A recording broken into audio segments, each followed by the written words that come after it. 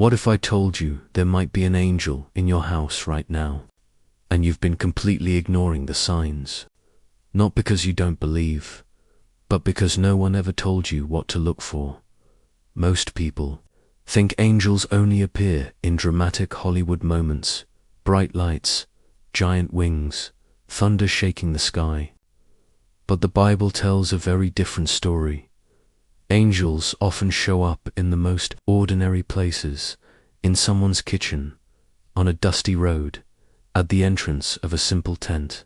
In Genesis 18, Abraham welcomed 3 travelers into his home. He prepared food for them, sat with them, and spoke with them, without realizing they were angels. So here's the question: what makes you think your home is any different? Here are 5 hidden signs that angels may be near you right now. Sign number 1. You wake up at strange hours for no reason. You go to bed normally. No alarm set. Everything feels fine. But suddenly you wake up at 2 a.m. or 3 a.m. wide awake, not tired, not confused, just alert, almost like someone gently tapped you on the shoulder. Most people roll over and go right back to sleep. But the Bible shows something interesting. When God or his angels wanted someone's attention, they often woke them during the night. In 1 Kings 19:5, an angel touched Elijah while he was sleeping and said, "Arise and eat." It wasn't just a dream.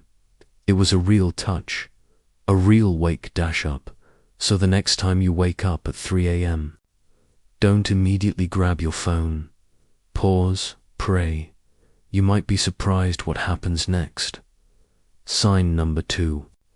A sudden peace appears out of nowhere. Your life feels chaotic. Bills are piling up. Relationships are messy. Your mind won't stop racing. And then suddenly, something strange happens. A calm washes over. You didn't meditate. You didn't change anything. The peace just appeared. The Bible describes this in Philippians 4-7 as the peace of God which surpasses all understanding. Angels are messengers and ministers of God's comfort, and when they are near, his peace often follows. Look at Luke chapter 1. When the angel appeared to Mary, the first words spoken were simple: "Do not be afraid." Peace came before explanation. That's how angels work. Sign number 3. You avoided something you shouldn't have escaped. Maybe it was a near car accident. Maybe you almost took a road that something inside you told you not to take.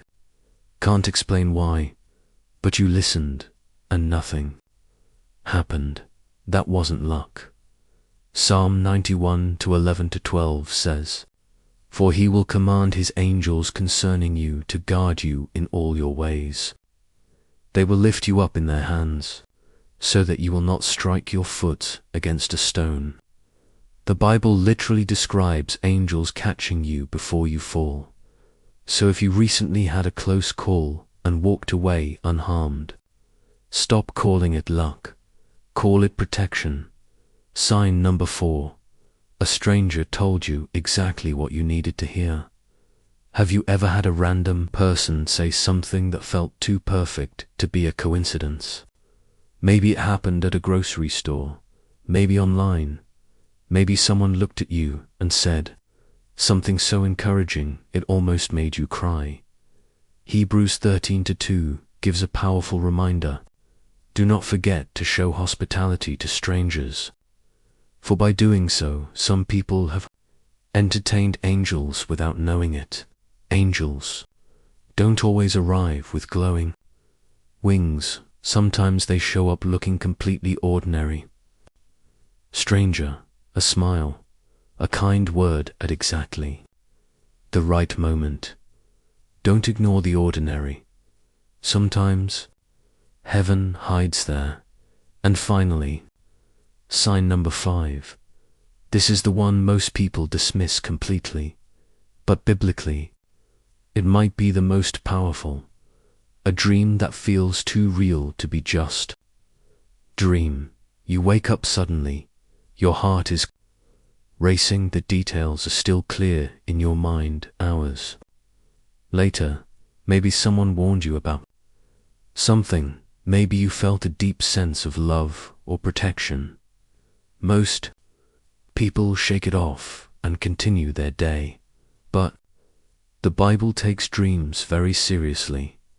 In Matthew 2:13, an angel appeared to Joseph in a dream and told him to take Mary and Jesus and flee to Egypt.